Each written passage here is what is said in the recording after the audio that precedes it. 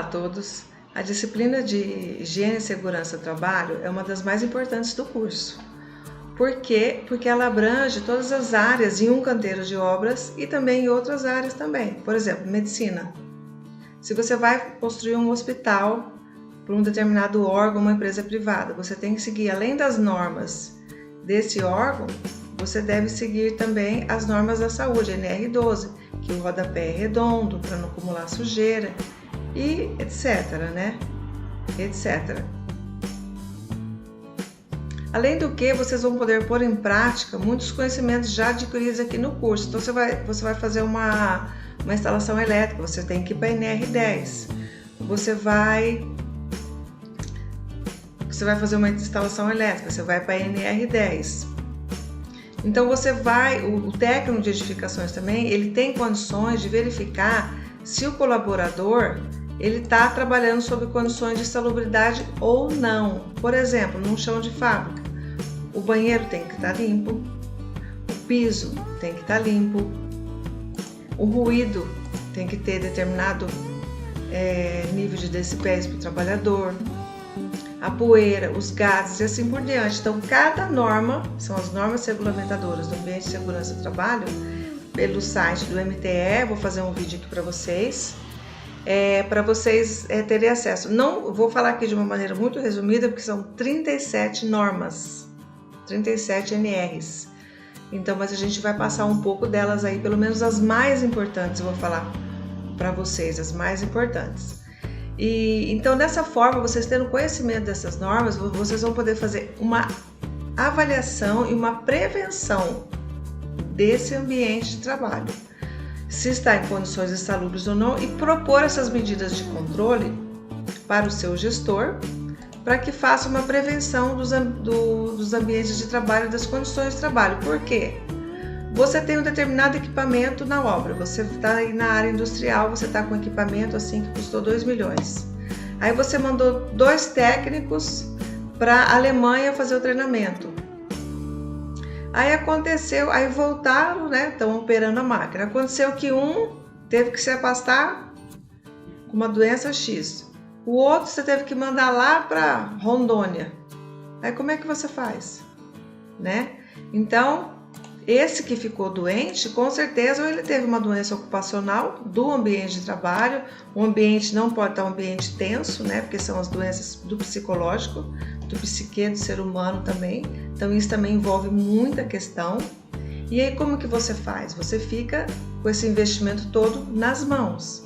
Então toda essa prevenção é justamente para que as empresas elas possam ter mais lucro também nisso, e o próprio trabalhador ele tenha mais condições de trabalho, qualidade de vida, etc. Não é lá que nem na Revolução Industrial, que todo mundo sabe, que as pessoas elas realmente trabalhavam em ambientes insalubres, em barracões todos fechados, aquele frio tudo fechado, criança, idoso, jovem, mulher grávida.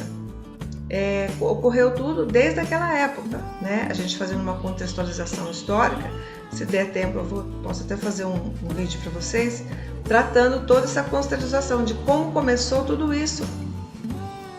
E isso hoje ele é muito importante, muito importante. Então, é muito importante que não importa a empresa que você venha trabalhar, você com certeza deverá fazer essas avaliações de higiene e controle ocupacional. Por quê? Você vai melhorar o ritmo da produção, você vai melhorar o lucro da empresa e mais do que nunca você está pensando no seu trabalhador, você está pensando na qualidade de vida dele, que já é provado, já tem vários estudos que quando você está num ambiente bem resolvido, bem feito, você tem essa melhor produtividade. Isso já está comprovado.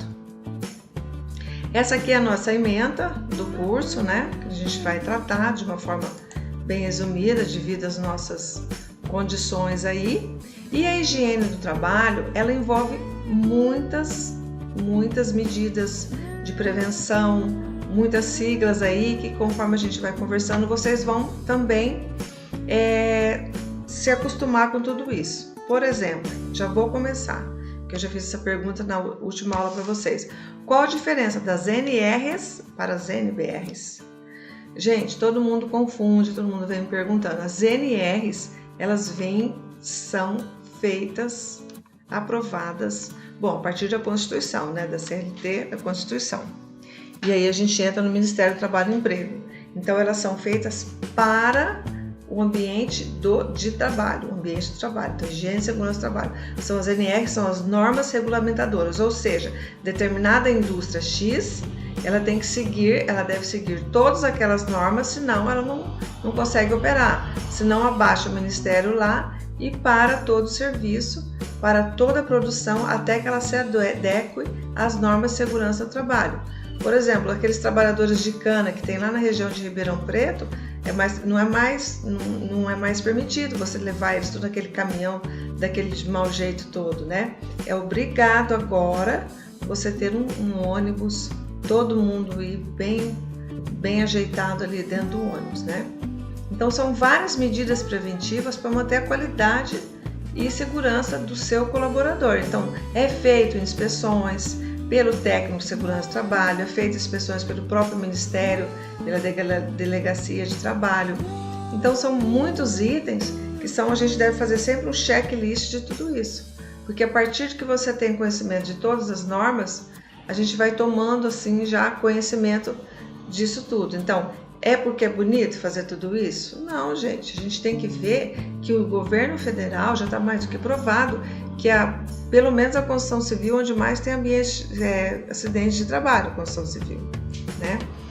Então, a gente tendo medidas preventivas na segurança do trabalho, vai amenizar os leitos dos hospitais, do nosso ISS, a empresa vai também gastar menos, porque no primeiro mês ela tem que pagar tudo.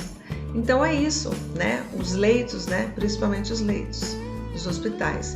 E também a vida do trabalhador, né? Segurança do seu colaborador. Agora, vamos entrar já nesse item. O que é higiene ocupacional? Como que dá para a gente planejar antecipar os acidentes de trabalho? É possível fazer isso? Gente, é possível, porque a partir do momento que você está executando o ambiente de trabalho, você está trazendo seus equipamentos, você está montando a sua indústria, tem muita coisa que, se é financiada pela Caixa Econômica mesmo, ela também vai exigir muita coisa também. Ela vai exigir até um estudo do impacto ambiental da sua obra, que é o PTTS, que é o Projeto Técnico Social em volta da sua obra. Então, basta que a gente identifique e controle os riscos ambientais presentes. O conceito da higiene ocupacional é uma das ações mais importantes. Primeiro, a prevenção e o bem-estar do trabalhador. Então, por quê? Porque antes a gente antecipa tudo, a gente reconhece, a gente avalia e a gente controla. Controla como? Com o uso de todos os equipamentos que está na NR6, que são os equipamentos de uso coletivo e uso individual. Por muitas vezes o trabalhador não queria usar isso, há muitos tempos atrás, né? Como hoje, felizmente, a fiscalização está muito presente, ele sabe que ele deve usar, mas antes ele queria ganhar os 30% da periculosidade. Aqui eu trago para vocês algumas normas mais importantes, que é, por exemplo, a NR7, que é do saúde ocupacional, 8 edificações, faltou aqui a 18, que é do canteiro de obras, a 9, que é programa de prevenção de riscos ambientais, e a 10, que é muito importante, né, que é parte das instalações elétricas. Então, a partir de que você avalia e controla os processos produtivos utilizados que colocam em risco a saúde e a integridade do colaborador em seu ambiente de trabalho. Então, devemos ter todos esses procedimentos. Então, você antecipa, que você avalia, primeiro você chega na indústria, você vai primeiro antecipar e já reconhecer o quê? Os riscos. Você vai tem até um cargo que se chama gerenciador de riscos, que é onde ele vai ser a pessoa mais negativa do ambiente, que ele vai prever, não, aqui o sujeito pode fazer isso, pode cair e quebrar a coluna. Então ali são os riscos, né? Tanto é que tem um mapa de riscos que deve estar sempre fixado no ambiente de trabalho. A gente vai falar isso quando a gente entrar na CIPA. Quando você reconhece os processos produtivos, bom, o trabalhador sai daqui, vai lá para outra máquina, depois ele vai lá e embala tal coisa, aí ele pode ir para o banheiro, então você está reconhecendo o fluxo todo dos processos produtivos. Aí você avalia as medições com aparelhos, tem aparelhos aí muito complexos de você avaliar o nível de decibéis, a quantidade de partículas no ar, de gases, de poeiras, de efeitos gasosos e etc. E depois você vai controlar. Como que você vai controlar? Você vai apresentar um projeto de prevenção para o seu gestor, com manutenção de níveis de exposição saudáveis ao trabalhador. Por exemplo, se você está num ambiente de obra, você está numa obra pública e você contratou uma empresa para construir o seu prédio. Só que a empresa está ali batendo massa para fazer os pavers, né, que são os pisos de concreto intertravados, e o pessoal está tudo ali no sol, sem cuidado nenhum, meio-dia batendo massa, daquele jeito, né, não está tendo tempo de descanso, não está tendo tempo de usar o capacete, de ter um refeitório na obra, de ter toda uma área de sombra para você estar numa área já coberta. Isso seria uma medida de controle. Você deve, se chegar algum pessoal do MTE, da Delegacia de Trabalho, eles vão mandar para a obra, que você está expondo o seu trabalhador para lugares insalubres, que estão prejudicando a saúde dele, né? Porque hoje, se for uma empresa bem consciente, ela deve dar o creme protetor solar para o seu colaborador, o Gatorade para ele tomar, descanso, né? Deixar, se vocês verem lá a NR18, o que prevê, o número de quartos, o número de banheiros, etc. Você tem que fazer tudo isso, tá? E por quê?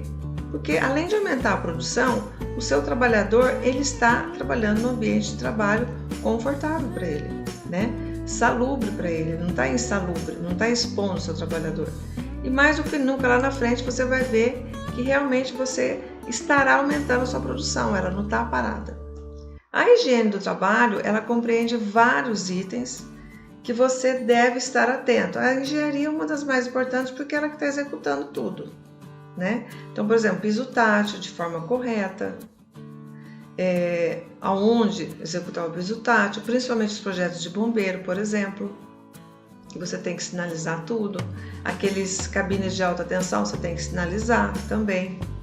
Tudo você tem que fazer isso. A ergonomia é o grande item que todo mundo acha que é só para cadeira, para mim sentar na cadeira. Não, né? Dependendo do seu trabalhador numa indústria, a posição que ele está executando naquela máquina, se está muito curvado, se está forçando o braço dele, né? Dele usar tal equipamento no braço, dele usar algum colete, né? Ou se ele vai ter uma norma só de confinamentos, né? Se desce 2, por exemplo, num tubulão a céu aberto, ele tem que, os dois têm que descer com oxigênio nas costas, descer com walkie-talkie para se comunicar. E é lá onde acontece o maior acidente, né? Quando você vai fazer isso, porque eles têm que ir lá na base do fuste do tubulão fazer a limpeza e subir com os baldinhos, né? Até que não invente um drone para fazer tudo isso. Mas é isso, então o seu colaborador ele tem que estar dentro das normas. Então, você vai fazer um relatório, você verifica tal coisa, você vai falar, tá errado isso aqui? Não. Você vai falar, a execução desse trabalho, no procedimento tal, na produção X, não atende a norma Y. É assim que você deve fazer, né? No item X, na cláusula 3, é assim que você vai fazer seu relatório, tirar várias fotos e aí propor soluções preventivas, que seriam meio que quase as definitivas para o gestor desse trabalho, né? Isso envolve tudo, envolve uma ergonomia. A psicologia, a sociologia é quando ocorre aqueles ambientes tensos, né? Que a pessoa está assim, tensa, cai na depressão, muita pressão de trabalho, então isso também envolve. Toxicologia também, quando ambientes, muitos gases, muita poeira. Saneamento do meio ambiente é a mesma coisa também. Então são muita coisa, gente, são 37 normas que vamos passar aí, vamos entrar no site para vocês verem, né? E para dinamizar tudo isso, tem as formações das equipes de segurança no ambiente. Se haja um espaço de trabalho a partir de 50, aí entra numa tabelinha que eu vou mostrar para vocês, que essa tabela diz respeito que, a partir de 50 funcionários, técnico de segurança de trabalho uma vez por semana na obra, a partir de 100 funcionários, aí ou o enfermeiro fica na obra, depende de tudo, gente, depende do tipo da obra, depende do número de funcionários. O brigadistas tem que ter também a formação de brigadista pelo Corpo de Bombeiro, que certifica essa comissão no local, que um deles vai ser os socorristas também. Acontece tudo isso, tem que tirar uma semana só para fazer isso. A CIPA é a Comissão de Avaliação de Ambiente Interno. Geralmente, chefe não gosta da CIPA. Por quê? Porque lá tem que ter um membro de órgãos, lá tem que ter um membro de representando os trabalhadores, tem um membro representando a alta comissão da cúpula, os chefões, né? E assim vai. A SESMET é uma semana só envolvida em segurança do trabalho para chamar as pessoas, né? E dizer, gente, vamos usar aquele tapete, vamos passar por aquele caminho que é o correto para não correr acidente, não vamos cortar isso aqui que vocês estão fazendo esse atalho, etc. Então a gente tem que manter. Lembrando que quem é técnico de segurança do trabalho, ele todo dia, antes de começar o trabalho, 7 horas da manhã, 1 hora da tarde, ele deve fazer o DDR, que é a lavagem cerebral para os seus colaboradores, para eles seguirem, usar os equipamentos nos olhos, aqui o equipamento nos ouvidos, porque está muito alto, quando for ligar uma máquina mais alta, usar as botinas equipadas, né? Vários equipamentos, né? E não só os equipamentos, o protetor solar, que hoje a empresa deve entregar para eles, né? Tomar aquelas águas, tomar água, descansar, almoçar, fazer tudo isso, tá? Lembrando, sem tereré, viu, gente? O tereré não está nas normas de segurança do trabalho, não. E as inspeções, como elas são feitas? Elas são, às vezes, pode abaixar o pessoal da delegacia de trabalho.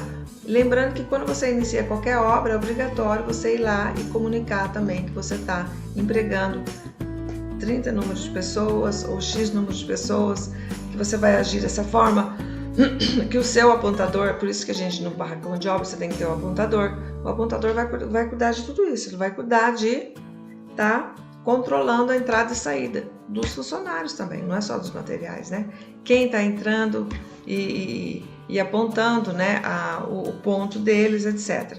As inspeções de segurança são as gerais, são as especiais, que são feitas por esse órgão, são as de rotina, e etc. Agora, fatores que influenciam na agressividade do agente, o tempo de exposição, a concentração e a sensibilidade individual, porque cada indivíduo reage de uma forma. Por exemplo, se você já tem um trabalhador ali, que ele já tem um certo problema de coluna, ele não vai suportar alguma coisa que ele vai ter que estar mais exposta. Isso depende da saúde de cada trabalhador. Os tipos de agentes resistentes são muitos, que são os agentes biológicos, físicos ao calor, os químicos, radiação. Então é muita coisa, né? Eu vou procurar no outro vídeo explicar mais um pouco sobre isso para vocês estarem atentos, porque tudo isso vai servir para o checklist de vocês. Tudo isso serve para vocês fazerem o checklist. Tá bom, gente?